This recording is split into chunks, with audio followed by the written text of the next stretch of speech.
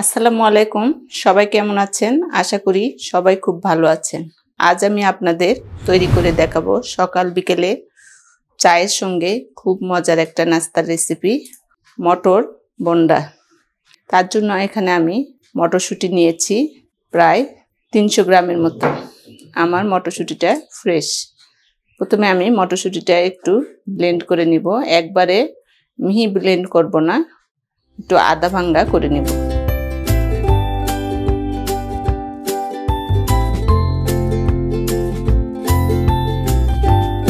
আর এখানে আমি টক দই নিয়েছি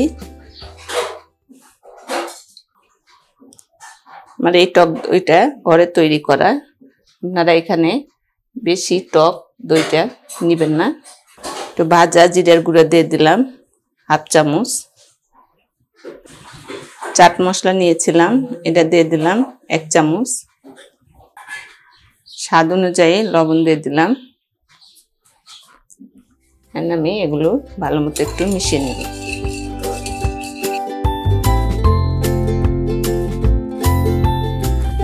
আমি মটরশুঁটিটা ব্লেন্ড করে নিয়েছিলাম একবারে মিহি করিনি একটু আধা ভাঙা করে নিয়েছি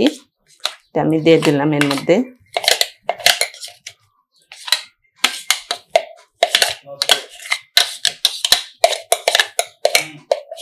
এখানে আমি ময়দা নিয়েছিলাম 4 টেবিল চামচের মতো এটা দিয়ে দিলাম চালের গুঁড়ি নিয়েছিলাম 2 টেবিল চামচ এটা দিয়ে দিলাম এখানে আদা কুচি করে নিয়েছি একটা সেটা দিয়ে দিলাম কাঁচা মরিচ কয়েকটা ফালি করে নিয়েছি এটা দিয়ে দিলাম ধনিয়া পাতা দিয়ে দিলাম 2 চামচের মতো পুদিনা পাতাও দিয়ে দিলাম 2 চামচের মতো এখানে আমি পেঁয়াজ নিয়েছি পেঁয়াজটা আমি এখন দিব না পেঁয়াজটা আমি পরে দিব যেহেতু এটা আমার মেখে 15 মিনিটের মতো রাখতে হবে সেক্ষেত্রে পেঁয়াজটা এখন দিলে পানি ছেড়ে দিবে এজন্য পেঁয়াজটা আমি ভাজার একটু আগে দিব এখন আমি সবগুলো উপকরণ একটু হাত দিয়ে ভালো মতো মেখে নিব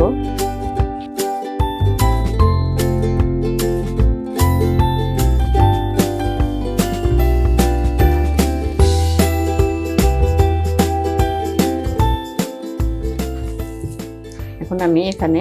অল্প অল্প করে পানি দিয়ে নিব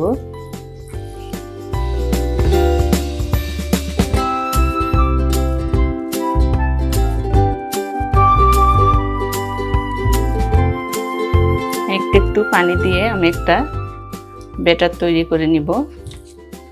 এই ব্যাটারটা খুব লিকুইড হবে না একটু আঠালো টাইপের থাকবে যাতে আমি হাত দিয়ে এই বন্ডাগুলো ভাজতে পারি এখন আমি এর মধ্যে বেকিং সোডা দিয়ে দিব হাফ চামচের মতো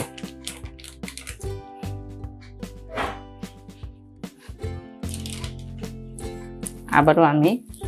ভালো মতো মেখে নেব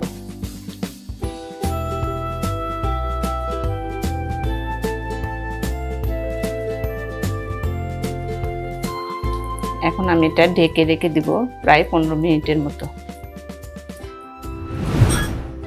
আমি চুলায় একটা প্যানে তেল বসিয়ে দিয়েছি তেলটা আমার প্রায় গরম হয়ে এসেছে এখন আমি বন্ডাগুলো ভেজে নিব প্রথমে আমি কিছুটা পেঁয়াজ ছাড়াই ভেজে নিচ্ছি অনেকে আছে পেঁয়াজ পছন্দ করে না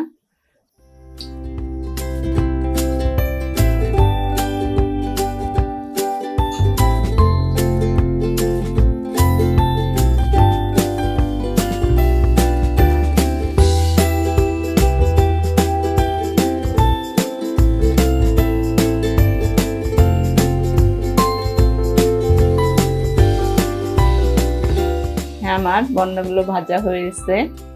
এখন আমি এগুলো উঠিয়ে নেব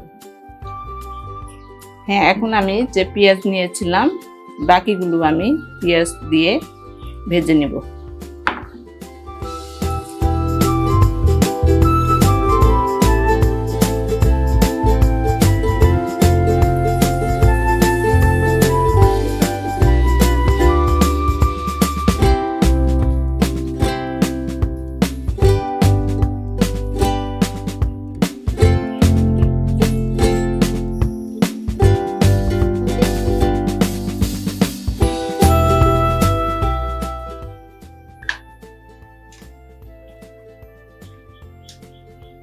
বাকি বন্ডাগুলো আমার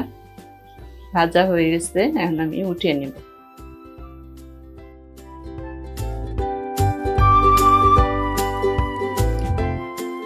তৈরি হয়ে গেল আমার মটর বন্ডা।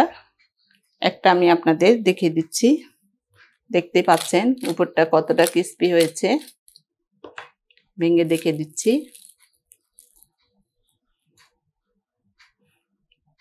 কত সুন্দর সফট হয়েছে ভিতরটা।